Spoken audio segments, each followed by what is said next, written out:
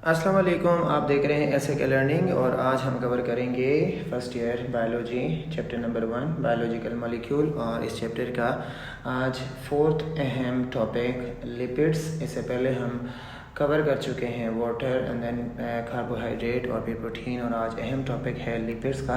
सो कोशिश करेंगे कि कम से कम टाइम में हम पूरा टॉपिक कवर कर सकें। सो चलते हैं अपनी वीडियो की तरफ।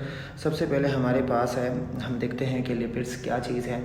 So lipids are the important diverse group of biological molecules widely distributed among plants and animals. The term lipids are proposed by Bloor 1943. Lipids can be defined as those biomolecules which are insoluble in water, insoluble in organic solvents like ether and alcohol, made up of the carbon, hydrogen, oxygen. Oxygen is in less amount. Due to high quantity of the carbon and hydrogen, they contain almost double amount of energy than carbohydrate. Example is styrene. सबसे पहली बात यह है कि lipids हमारे पास क्या है। ये हमारे पास इस चैप्टर का फोर्थ अहम ग्रुप है। इससे पहले हम कवर कर चुके हैं, ये फोर्थ अहम टॉपिक है, ठीक है। सो इससे पहले हम कवर कर चुके हैं protein, carbohydrate. So lipids are the important diverse group. ये सबसे इम्पोर्टेंट और डाइवर्स ग्रुप। डाइवर्स ग्रुप का मतलब ये होता है कि इसमें बहुत सारी किस्म के ग्रुप शामिल हैं, ठीक है। बहुत सारे कंपाउंड, बहुत सारे मॉलिक्यूल शामिल हैं, ठीक है। डाइवर्स ग्रुप है। अब बायोलॉजिकल मॉलिक्यूल इससे पहले हम पढ़ चुके हैं। बायोलॉजिकल वो मॉलिक्यूल जो हमारे पास कहाँ पर मौजूद होते हैं। अगर हम यहाँ लिखें लिविंग थिंग्स के अंदर मौजूद होंगे तो उनको हम क्या नाम देंगे कि भाई ये बायोलॉजिकल मॉलिक्यूल्स हैं, ठीक है। लिविंग थिंग्स के अंदर मौजूद होते हैं। Widely distributed among plants and animals. Plants में भी मौजूद होंगे और एनिमल्स में भी मौजूद होते हैं।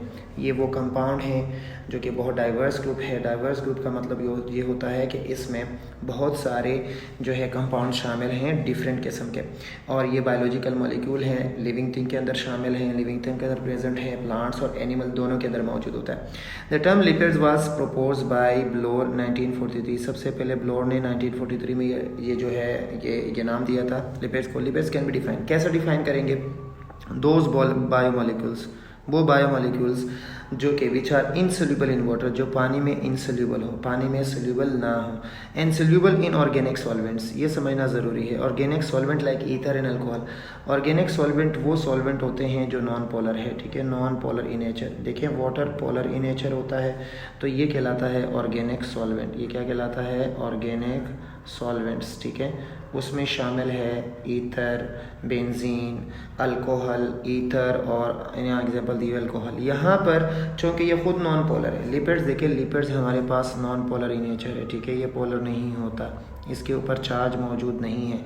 और वाटर को अगर हम बात करें तो वाटर हमारे पास क्या होता है? पोलर। पोलर का मतलब ये होगा कि इसके पोल्स पर partial negative and partial positive charge मौजूद होगा। तो वाटर जो है पोलर है जबकि लिपिड्स नॉन पोलर है।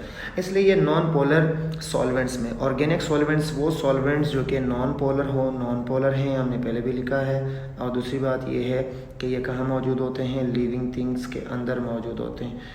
नॉन पोलर हैं और लिविंग थिंग्स के अंदर मौजूद होता है। Made up of carbon, hydrogen, oxygen. इसके अंदर भी वही तीन चीज़ें मौजूद हैं जो हमारे पास कार्बोहाइड्रेट के अंदर मौजूद है, जो कि प्रोटीन्स के अंदर मौजूद है। प्रोटीन्स के अंदर एक चीज़ और ज़्यादा मौजूद थी, नाइट्रोजन, ठीक है, जो कि बाकी किसी में मौजूद ज़्यादा नहीं है।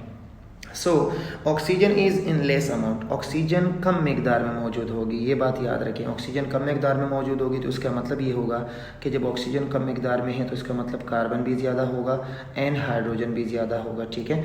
सो अगेन इसको मैं एक दफ़ा फिर रिपीट कर रहा हूँ। वो बायोमोलिक्यूल्स जो वाटर में इंसोल्यूबल होते हैं जबकि organic solvents like polar, non polar solvents जिनकी मिसाल ईथर है, अल्कोहल है, उनके अंदर ये सोल्यूबल होता है। इसके अंदर कार्बन, हाइड्रोजन एंड ऑक्सीजन के एलिमेंट्स मौजूद होते हैं। एक बात है कि ऑक्सीजन इसमें कम मौजूद होती है due to high quantity of carbon. Carbon की और हाइड्रोजन की क्वांटिटी जैसे हमने बात की थी, हाई क्वांटिटी है, बहुत ज़्यादा क्वांटिटी मौजूद होती है।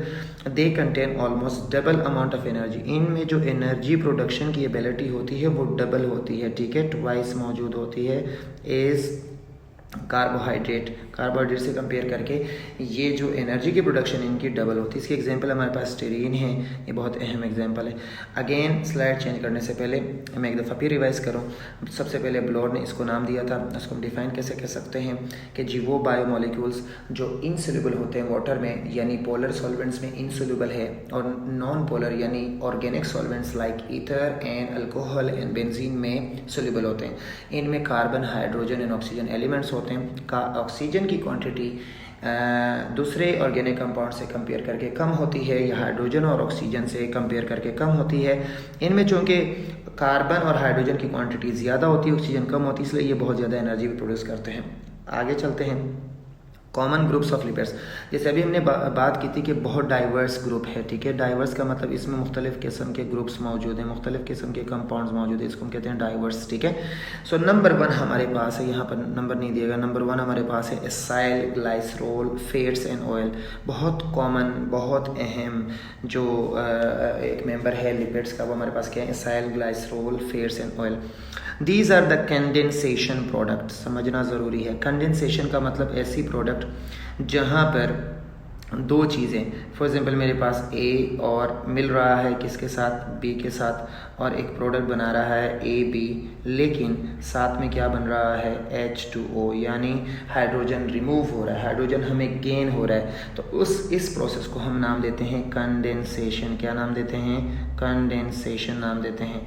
क्या, अगर फॉर एग्जांपल हाइड्रोजन और हाइड्रोजन और ऑक्सीजन दोनों निकल रहे हैं, यानी वाटर निकल रहा है और दो चीज़ें मिल रही हैं, एक चेन बन रही है, इसको हम कहते हैं कंडेंसेशन। तो बेसिकली कंडेंसेशन प्रोडक्ट है ऑफ, और किस चीज़ का कंडेंसेशन प्रोडक्ट है, ग्लाइसरोल एंड 3 फैटी एसिड। एक जो है कंपाउंड होगा ग्लाइसरोल और उसके साथ अटैच होंगे 3 फैटी एसिड्स, 3 फैटी एसिड्स। इनको हम ऑर्गेनिक एसिड्स भी कहते हैं, ठीक है। इनको हम क्या नाम देते हैं, ऑर्गेनिक एसिड। आगे हम पढ़ेंगे भी ऑर्गेनिक एसिड क्या कहलाते हैं, फैटी एसिड्स को हम क्या नाम देते हैं, ऑर्गेनिक एसिड्स भी कहते हैं, ठीक है।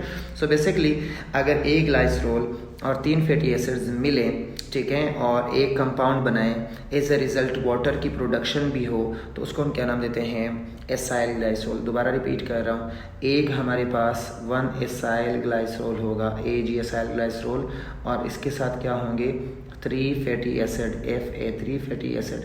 तो ये क्या बनाएंगे, एसाइल ग्लाइसरोल में AC से जाहिर करता हूँ, एसाइल ए ग्लाइसरोल होगा, यहाँ मैंने गलत लिखा है, ए ग्लाइसरोल होगा और 3 फैटी एसिड्स होंगे, और ये मिलेंगे तो ये क्या बनाएंगे, acyl glycerol. These are ester of glycerols and fatty acid। Basically esters का मतलब क्या होता है, ईस्टर का मतलब ये होता है कि अगर इसमें C+O मौजूद हो तो इसको हम कहते हैं ईस्टर बॉन्ड। सो C+O मौजूद हो उसको हम कहते हैं ester bond and fatty acid. Ester bond are linkage formed between alcohol and organic acids by removing water. This reaction is called esterification. Basically इसमें होगा क्या कि ईस्टर बॉन्ड बनेगा, ठीक है, ईस्टर बॉन्ड या ईस्टर लिंकेज बनेगा formed between alcohol and organic acid. Alcohol, ये जो ग्लाइसरोल है बेसिकली ये अल्कोहल ही है, इसमें OH ग्रुप मौजूद होता है। अल्कोहल क्यों है, क्योंकि इसमें क्या मौजूद होता है OH ग्रुप मौजूद होता है। कोई भी सब्सटेंस जिसमें क्या मौजूद हो, OH मौजूद हो, उसको हम कहते हैं alcohol.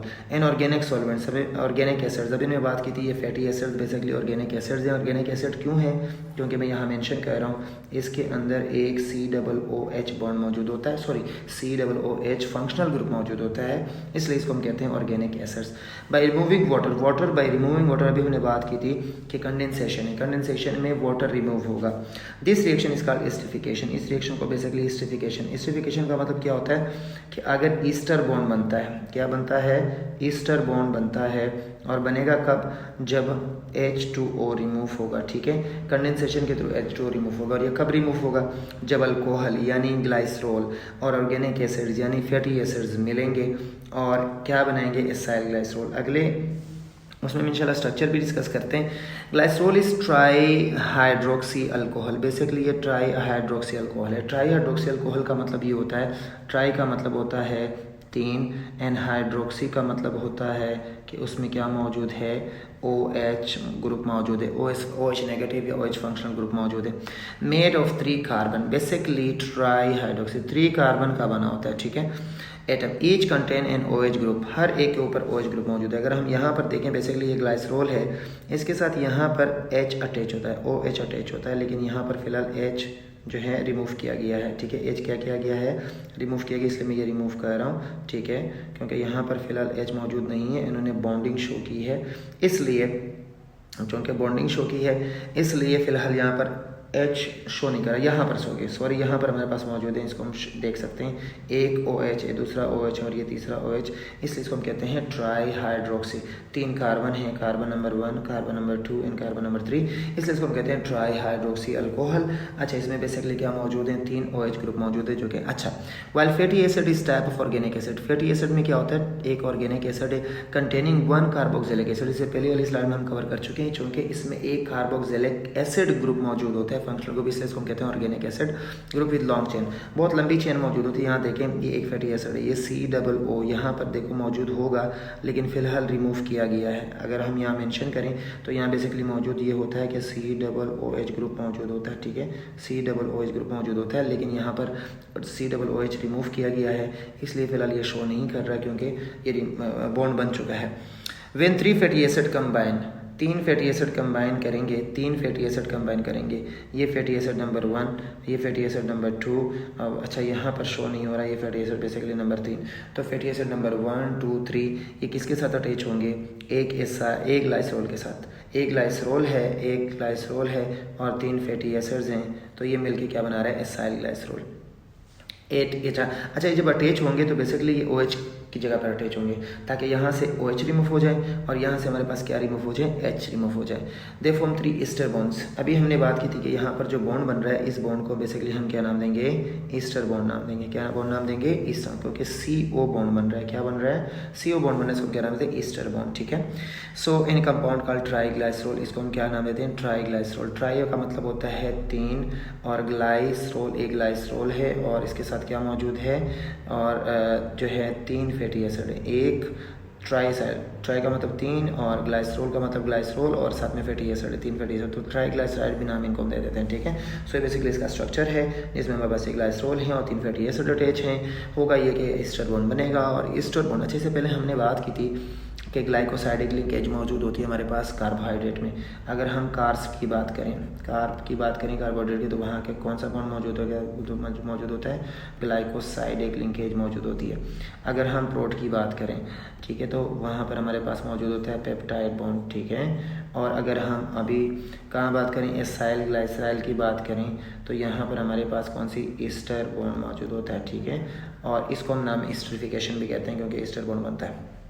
Types of acyl glycerol, अब एसाइल ग्लाइसरोल की बेसिकली टाइप्स होती हैं।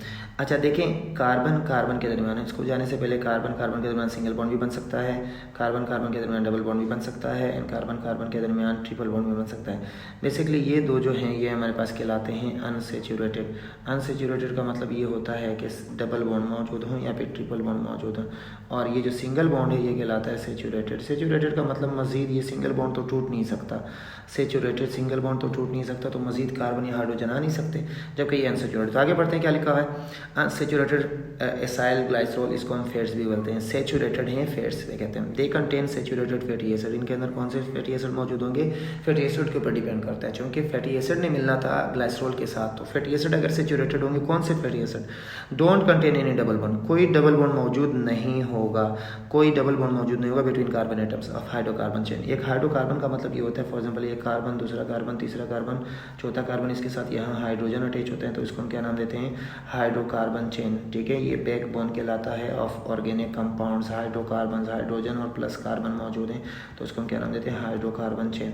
अब इस हाइड्रोकार्बन चेन के अंदर अगर जस्ट सिंगल बॉन्ड मौजूद है तो उसको हम कहते हैं जो है saturated hydrocarbon. Example stearin and stearic acid, ठीक है, स्टेरिक एसिड भी है। यहाँ एग्जाम्पल दी हुई है, अगर आप देखें, ये फर्स्ट जो एग्जाम्पल हमारे पास है, मैं इसको शो कर रहा हूँ, ये सारे हमारे पास, सॉरी ये पिंक से शो करेंगे ज़्यादा बेहतर नज़र आएगा, ये सारे हमारे पास सिंगल बॉन्ड मौजूद हैं, लॉन्ग चेन है, इसलिए इसको हम कहते हैं सेचुरेटेड हाइड्रोकार्बन। जबकि नीचे शो है हमारे पास कहीं पर डबल बॉन्ड मेंशन है, देखिए एक डबल बॉन्ड मेंशन है, इसको हम कहते हैं अनसेचुरेटेड, क्योंकि ये डबल बॉन्ड टूट सकता है और टूट के यहाँ पर कुछ और आ सकता है, इसलिए हम कहते हैं अनसेचुरेटेड। आगे देखते हैं कि अनसेचुरेटेड की क्या डिफिनेशन दी हुई है। अच्छा, इसके एग्जांपल हमारे पास अनसेचुरेटेड, ठीक है, एग्जांपल आगे देखते हैं।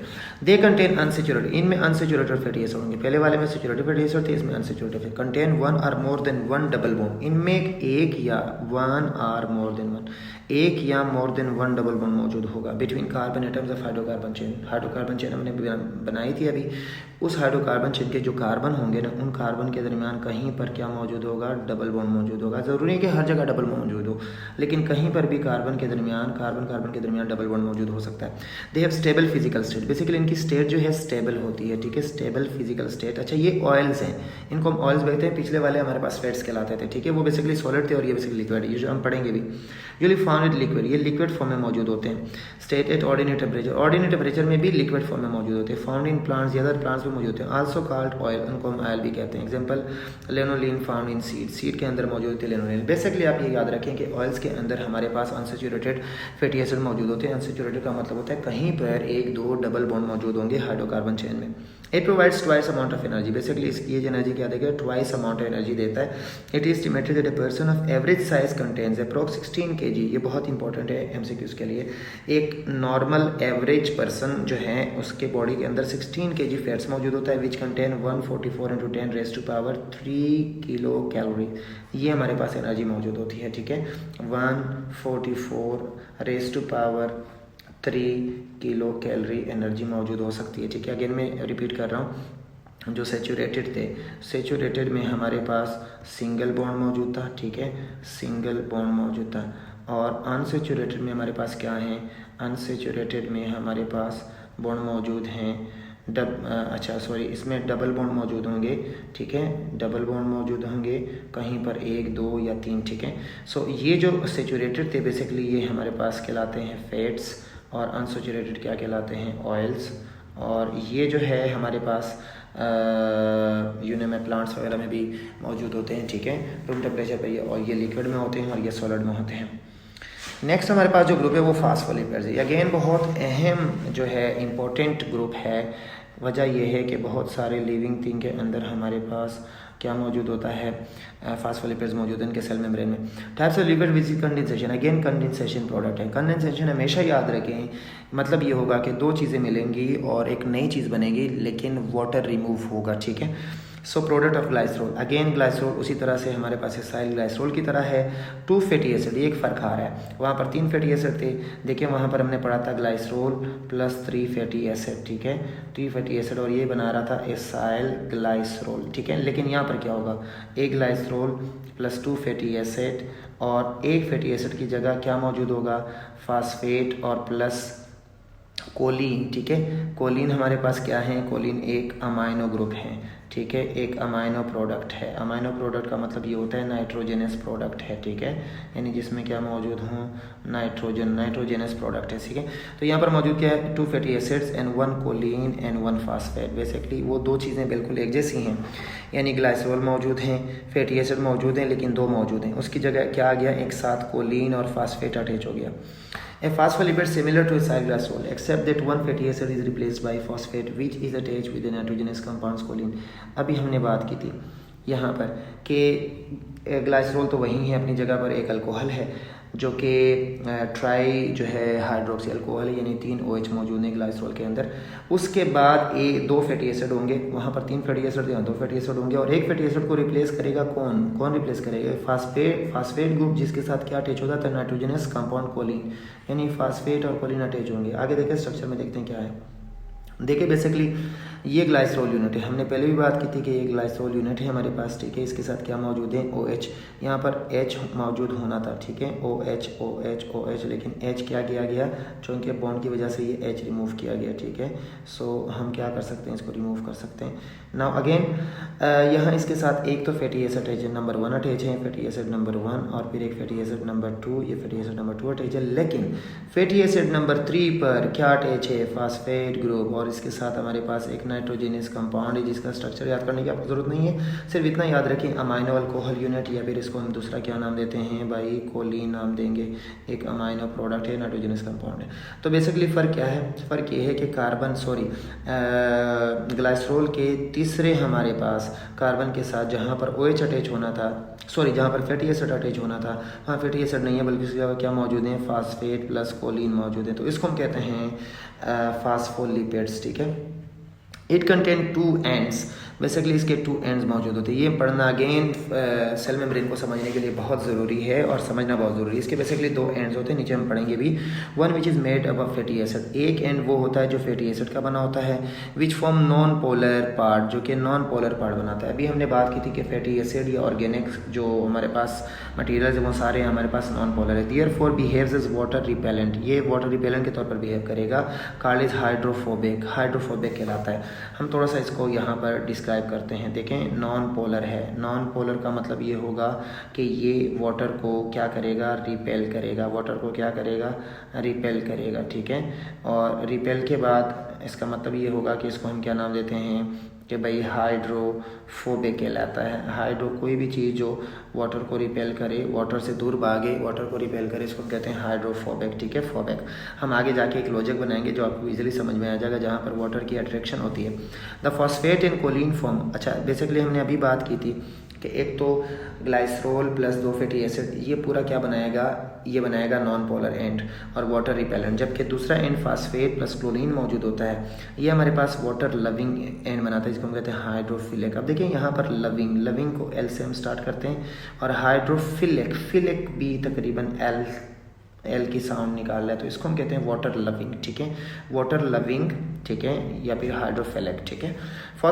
Phospholipids are present in all living cells and form membrane. Basically हमने पहले ही बात की थी कि ये लिविंग सेल के मेम्ब्रेन में पाया जाता है, तो लिविंग सेल के मेम्ब्रेन को समझने के लिए फॉस्फोलिपिड के स्ट्रक्चर को समझना बहुत ज़रूरी है। They are related to vital function such as regulation of cell permeability, और ये काम क्या करते हैं, सेल परमेबिलिटी। परमेबिलिटी का मतलब ये होता है कि भाई कुछ चीज़ों को इन एंड आउट देता है, कुछ चीज़ों को अंदर जाने देता है, कुछ को नहीं, कुछ को रोक लेता है, कुछ चीज़ों को बाहर जाने देता है, कुछ को रोक लेता है, इसको हम कहते हैं परमेबिलिटी।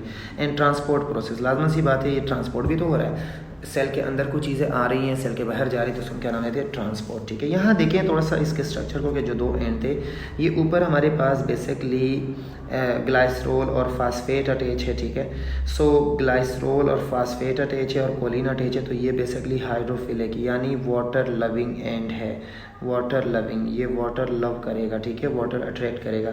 जबकि नीचे हमारे पास फैटी एसिड अटैच है, यहाँ पर देखें सिंगल बॉन्ड है, तो ये हमारे पास सेचुरेटेड फैटी एसिड है, और यहाँ पर हमारे पास अनसेचुरेटेड फैटी एसिड है। तो बेसिकली 2 एंड मौजूद हैं। ऊपर जो एंड है राउंड बॉडी, ये हमारे पास क्या है, पोलर है, ठीक है। पोलर का मतलब ये होगा कि ये वाटर अट्रैक्ट करेगा। जबकि नीचे जो एंड दो जो चेनें मौजूद हैं, ये हमारे पास है क्या है, नॉन पोलर। नॉन पोलर का मतलब ये होगा कि ये वाटर को अट्रैक्ट नहीं करेगा, ठीक है। सो ये बेसिकली फॉस्फोलिपिड्स, ये मेन काम क्या है इनका, मेन काम है भाई ये मेम्ब्रेन को बनाना, और मेम्ब्रेन के अंदर इनका काम ये है ट्रांसपोर्ट को करना और परमेबिलिटी को कंट्रोल करना। अगेन हम बात करें, एक ग्लाइसरोल, 2 फैटी एसिड, 1 फास्फेट और 1 कोलिन, यानी 1 फैटी एसिड की जगह 1 फास्फेट और कोलिन आ जाएगा, तो उसको हम कहते हैं फास्फोलिपिड। जबकि एसाइल ग्लाइसरोल में हमारे पास क्या था, 1 ग्लाइसरोल और 3 फैटी एसिड थे। अच्छा, दोनों के दरमियान ईस्टर बॉन्ड बन रहा था, कंडेंसेशन प्रोडक्ट है, यानी वाटर रिमूव होगा, ठीक है। ये भी कंडेंसेशन प्रोडक्ट है, लेकिन यहाँ पर सिर्फ एक फ़र्क ये है कि 1 फैटी एसिड की जगह यहाँ पर आ जाएगा फास्फेट प्लस कोलिन, जो कि एक नाइट्रोजनस कंपाउंड है, यानी नाइट्रोजन शामिल है। वैक्सेस एक और, ये हमारे पास बेसिकली इसका 3rd जो है ग्रुप है इसमें।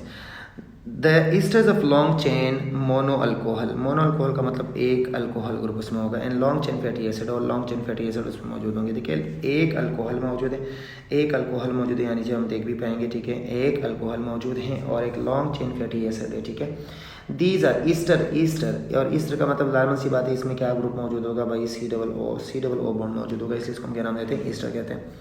These are simple and found as protective, basically ये प्रोटेक्टिव कवरिंग बनाता है, ठीक है। Coating on stem, stalk, leaves, petals, fruit, skin, animal skin, fur and feathers, ये बेसिकली एनिमल्स और प्लांट की जो एक्सटर्नल स्किन है या बॉडी पार्ट्स हैं, इसके बाहर एक प्रोटेक्टिव जो है कोटिंग बनाता है बेसिकली वैक्सेस, ठीक है।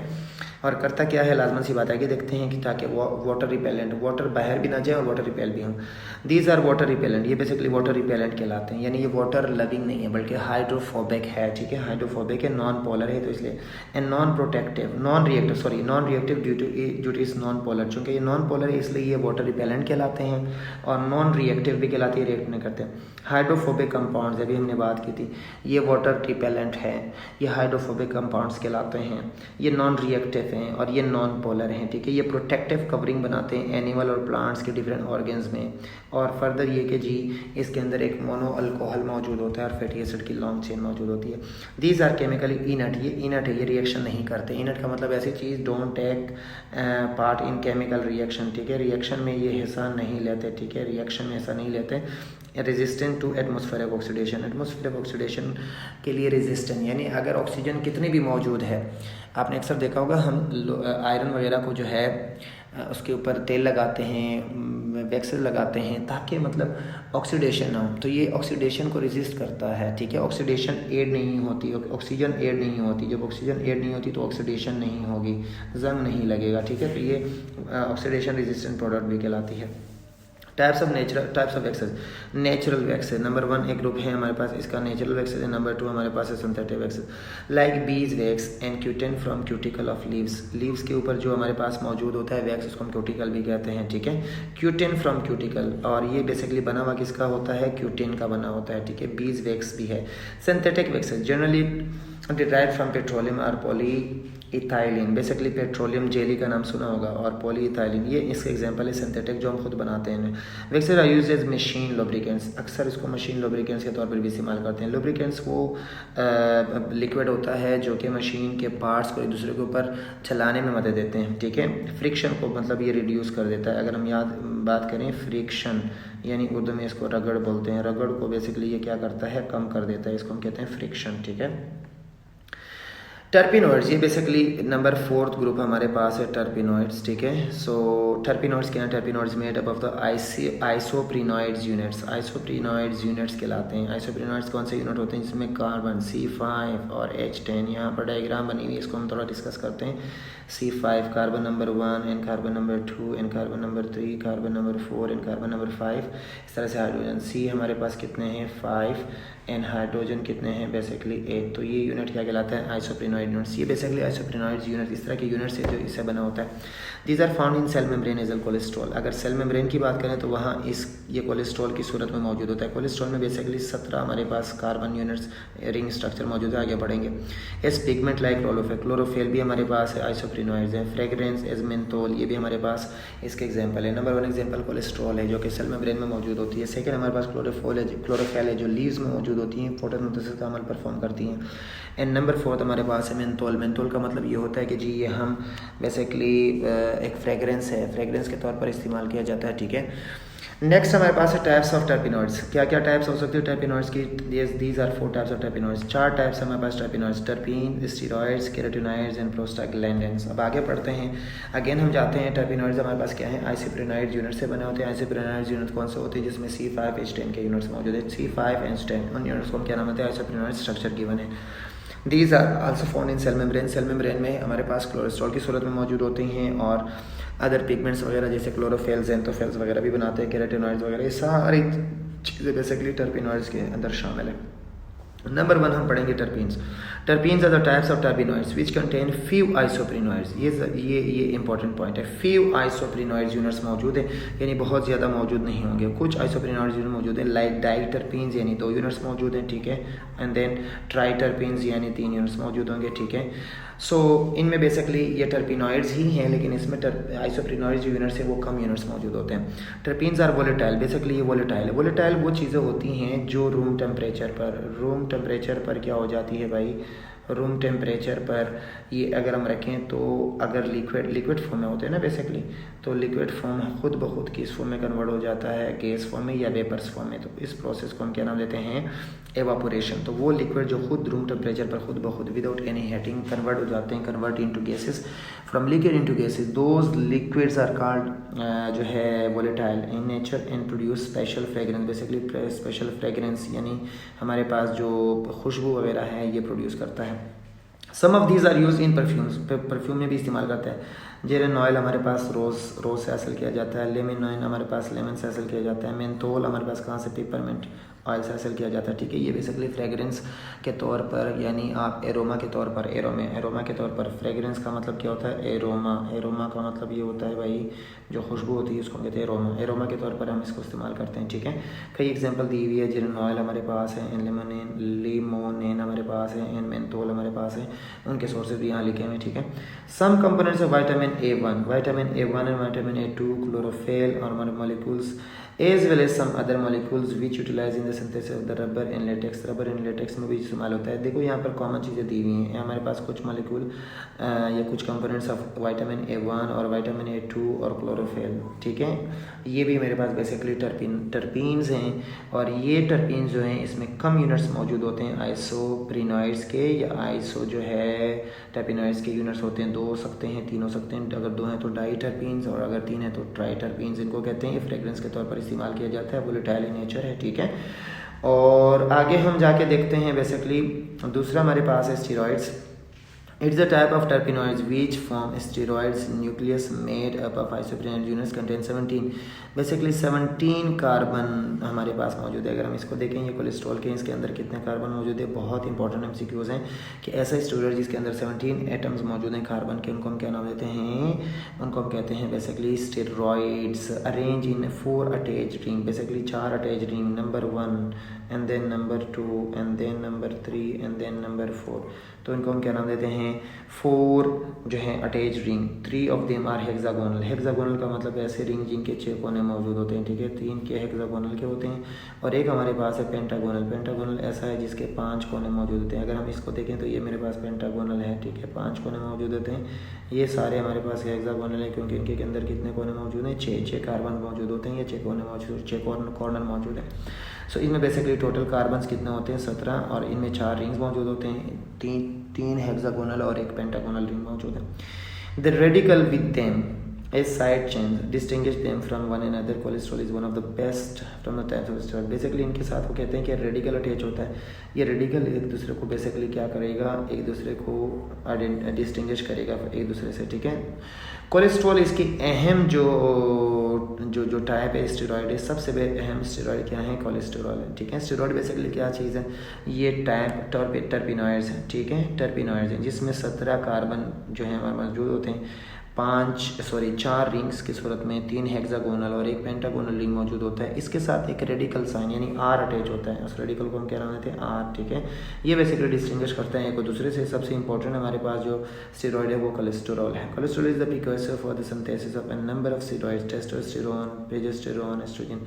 ये हमारे पास जो है हार्मोन्स हैं, मेल हार्मोन्स हैं या फीमेल हार्मोन्स भी कह सकते हैं, कि उसके लिए भी हमारे पास ये काम करते हैं। तो इन हार्मोन्स के अंदर भी स्टेरॉइड यानी कोलेस्टेरॉल इंपॉर्टेंट प्रिकर्सर का मतलब पार्ट, ठीक है, इंपॉर्टेंट प्रिकर्सर के तौर पर ये रोल प्ले करता है। किसके साथ, टेस्टोस्टेरोन बनाने में, प्रोजेस्टेरोन, एस्ट्रोजन बनाने में। अगेन हम रिपीट करें, स्टेरॉइड क्या चीज़ है, टर्पिनॉइड्स हैं, लेकिन ऐसे टर्पिनॉइड्स हैं जिनके अंदर हमारे पास 17 कार्बन मौजूद हैं, ठीक है, 17 कार्बन मौजूद हैं, और इनके साथ बेसिकली 4 रिंग्स मौजूद हैं, 3 हमारे पास हेक्सागोनल हैं और एक हमारे पास क्या है, पेंटागोनल है।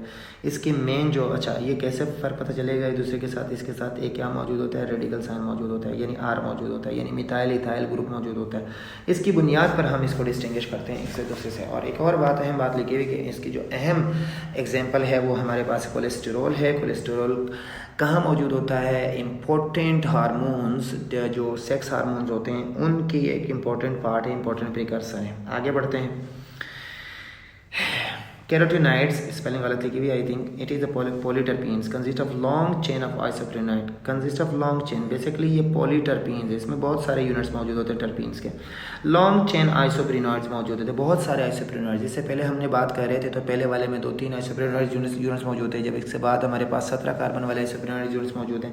इसमें हमारे पास बहुत सारे आइसोप्रेनॉइड यूनिट्स मौजूद हैं which contains isoprenoid ring at both end और एट वन, दोनों एंड पर भी आइसोप्रेनॉइड रिंग मौजूद हो सकते हैं या फिर एक एंड पे भी मौजूद हो सकता है। This compounds are pigments producing red, ये पिगमेंट प्रोड्यूस करते हैं, रेड, येलो, ब्राउन कलर हमारे पास प्लांट्स में, बेसिकली ये पिगमेंटेशन करते हैं प्लांट्स में, पिगमेंट्स प्रोड्यूस करते हैं, ठीक है। Some important carotenoids are plants pigments की बात अगर करें तो लाइक क्लोरोफिल बहुत इंपॉर्टेंट है, बहुत अहम है, हम पहले पढ़ चुके हैं, फोटोसिंथेसिस में अहम रोल प्ले करते हैं, लीव्स वगैरह में मौजूद होता है। Cytochrome involve in the electron transport chain, याद रखो ये बेसिकली जब फोटोसिंथेसिस हो रहा होता है तो वहाँ पर हमारे पास ये दोनों साइटोक्रोम एंड फाइटोक्रोम्स, ये दोनों वहाँ पर अपना रोल प्ले करते हैं। ये sensitive to red and far red light के लिए सेंसिटिव होता है, जबकि ऊपर वाला क्या करता है, इलेक्ट्रॉन ट्रांसपोर्ट करता है, ठीक है, इलेक्ट्रॉन ट्रांसपोर्ट चेन करता है, ठीक है। लेटेक्स रबर भी इसकी एग्जांपल शामिल है। आखिर में हम रिपीट करें इसको दोबारा से। ये पॉलीटरपीन्स हैं, इसके अंदर बहुत सारे आइसोप्रेनॉइड यूनिट मौजूद होते हैं, और ये जो आइसोप्रेनॉइड रिंग्स हैं ये दोनों तरफ भी मौजूद हो सकता है। यानी फॉर एग्जांपल अगर हम बात करें, ये हमारे पास एक रिंग है, ठीक है, ये यहाँ पर भी मौजूद हो सकता है और यहाँ पर भी मौजूद हो सकता है, या फिर सिर्फ ये हो कि एक कोने पर मौजूद हो, ठीक है। सो एक कोने पर भी मौजूद हो और दोनों टर्मिनल पर मौजूद हो सकता है। ये कंपाउंड जो है बेसिकली ये पिगमेंट प्रोड्यूस करते हैं, जैसे रेड येलो प्लांट में। अगर हम प्लांट की बात करें तो इंपॉर्टेंट पिगमेंट्स जो हैं, जैसे क्लोरोफिल है हमारे पास, साइटोक्रोम्स हैं, फाइटोक्रोम्स हैं, लेटेक्स से रबर्स हैं, ये इसके एग्जाम्पल्स हैं। प्रोस्टाग्लैंडिन्स, आखिरी हमारे पास टॉपिक है इसका। प्रोस्टाग्लैंडिन्स ग्रुप ऑफ लिपिड्स, ये लिपिड्स का एक ऐसा ग्रुप है मेड बाय ममेलियन, हमारे पास टिश्यू, ममेलियन टिश्यू बेसिकली ममल्स जो अपने बच्चों को दूध पिलाते हैं, फीड मिल्क, ठीक है, अपने बच्चों को जो है मिल्क फीड करते हैं थ्रू मेमरी ग्लैंड्स। किसके ग्लैंड्स जी, मेमरी ग्लैंड्स होते हैं एनिमल्स में, उनको हम कहते हैं मेमरी ग्लैंड्स। सो मेमरी ग्लैंड्स के थ्रू जो है ना ये फीड अप करते हैं, उनको हम कहते हैं मेमेलियंस, ठीक है। सो मेमेलियन के टिश्यू के अंदर ये बेसिकली प्रोड्यूस होता है, और प्रोड्यूस कहाँ पर होता है, जहाँ पर टिश्यू क्या हो, डैमेज हो। टिश्यू अगर डैमेज हो जाए, कोई कट वट लग जाए, कोई इंजरी लग जाए, तो जहाँ टिश्यू डैमेज हो जाए वहाँ पर, या इन्फेक्शन हो जाए वहाँ पर ये प्रोड्यूस होता है। Involving dealing with injury and illness, basically ये इंजरी और इलनेस को जो है डील करता है। यानी जहाँ अगर हमारी बॉडी को कहीं कट लग जाए या कोई इन्फेक्शन हो तो वहाँ पर ये प्रोस्टाग्लैंडिन्स जो हैं प्रोड्यूस होते हैं। They control different physiological process. Physiological process का मतलब ऐसे प्रोसेसेस, ऐसे काम जो हमारी बॉडी क्या कर रही होती है, परफॉर्म कर रही होती है। कौन परफॉर्म कर रहा होता है, हमारी बॉडी, या बॉडी के जो मुख्तलिफ पार्ट्स हैं ना वो परफॉर्म कर रहे होते हैं। मुख्तलिफ पार्ट्स का जो फंक्शन है वो क्या कहलाता है, फिजियोलॉजी, इनको स्टडी क्या कहलाती है, फिजियो। तो वो प्रोसेस जो हमारी बॉडी में नॉर्मल हो रही होती है, हमें बाहर से कुछ करना नहीं पड़ता, ठीक है। Process such as inflammation, inflammation का मतलब सूजन, ठीक है। कोई चीज़ हमारे पास साइज़ में बढ़ जाता है, ठीक है, इंक्रीज इन साइज, इसको हम क्या नाम देते हैं, इंक्रीज इन साइज़, तो इनको हम कहते हैं इन्फ्लेमेशन, ठीक है। इन्फ्लेमेशन का मतलब increase in size. Intensity of sensation of pain, ये ऑफ लिखा हुआ है पेन, पेन की जो सेंसेशन यानी कितनी फील हो रही है, इसकी इंटेंसिटी को भी ये रेगुलेट करता है। ब्लड फ्लो, यानी उसी एरिया में ब्लड फ्लो को भी रेगुलेट करता है, एक यानी हार्ट से लेकर उस एरिया में जहाँ पर सर्जरी वहाँ पर, उसको हम कहते हैं ब्लड फ्लो का। Information of blood flows, blood flows का मतलब होता है कि ब्लड्स को रोकना। फॉर एग्जाम्पल कहीं ये ब्लड वेसल है, उस ब्लड वेसल के अंदर कहीं कट लग जाए तो यहाँ पर हमारे पास प्लेटलेट्स आते हैं और इसको कंट्रोल करते हैं, कवर करते हैं, इसको हम कहते हैं ब्लड फ्लो, ताकि ब्लड फ्लो रुक जाए। इम्यूनिटी, इम्यूनिटी का मतलब हमारी बॉडी की वो ताकत जो जरासीम इन्फेक्शंस को क्या करती है, इन्फेक्शन को रोकती है, उसको हम कहते हैं immunity. N induction of labour, labour का मतलब ये होता है कि जब प्रेगनेंसी का अमल आता है, ठीक है, यानी प्रेगनेंसी आखिरी स्टेज में है तो उसको कहते हैं लेबर, ठीक है। बच्चे की बर्थ होती है, फीटस की बर्थ होती है, इन्फेंट की बर्थ होती है, उसको कहते हैं लेबर। तो वहाँ पर ये फिजियोलॉजिकल फंक्शन परफॉर्म कर रहे होते हैं प्रोस्टाग्लैंडिन्स। आ रही बात समझ? We use aspirin to reduce fever, basically हम एस्पिरिन इस्तेमाल करते हैं फीवर को रिड्यूस करने के लिए, एंड डिक्रीज पेन, और पेन को ख़त्म करने के लिए। तो depends on the inhibition of prostaglandin synthesis, basically ये भी किसके ऊपर डिपेंड करता है, इनिबिशन, रोकना प्रोस्टाग्लैंडिन सिंथेसिस, प्रोस्टाग्लैंडिन के सिंथेसिस को। यानी प्रोस्टाग्लैंडिन के सिंथेसिस की इनिबिशन के तौर पर अगर हम एस्पिरिन इस्तेमाल करते हैं तो ये प्रोस्टाग्लैंडिन के सिंथेसिस को रोकेगा। इसी वजह से हमारे पास फीवर कम हो जाता है और पेन कम हो जाता है। दोबारा रिपीट कर रहा हूँ, प्रोस्टाग्लैंडिन लिपिड्स का एक ग्रुप है जो कि मेमेलियन टिश्यू रिलीज़ करता है, और वहाँ रिलीज़ करता है जहाँ टिश्यू डैमेज हो, ठीक है, ये इन्फेक्शन हो रहा हो, और ये बेसिकली सर्जरी एंड इलनेस को कंट्रोल करता है। ये कई फिजियोलॉजिकल फंक्शन को कंट्रोल करता है। वो फिजियोलॉजिकल फंक्शंस क्या हैं? Number 1 inflammation, intensity of sensation of pain, pain की सेंसिटिविटी, ब्लड फ्लो को भी रोकता है ये, या फिर बढ़ा देगा या फिर रोक देगा, बेसिकली रोक देता है। इन्फॉर्मेशन ऑफ ब्लड क्लोट्स को भी बना देगा या रोक देगा। Immunity and induction of the labour, ये 3-4-5 चीज़ों को जो है ये कंट्रोल करता है, ठीक है। एस्पिरिन की एग्जांपल दी हुई है कि हम इस्तेमाल करते हैं बेसिकली, और ये करता क्या है, हमारी बॉडी के अंदर जो है प्रोस्टाग्लैंडिन की सिंथेसिस को रोक देगा, जिसकी वजह से हमें पेन और फीवर वगैरह फील नहीं होता। सो ये बेसिकली हमारे पास पूरे लिपिड का जो है एक टॉपिक था। उम्मीद है कि आपको जो है ये टॉपिक समझ में आ गया होगा। अगर कोई क्वेश्चन है तो आप कमेंट में कर सकते हैं। बहुत बहुत शुक्रिया।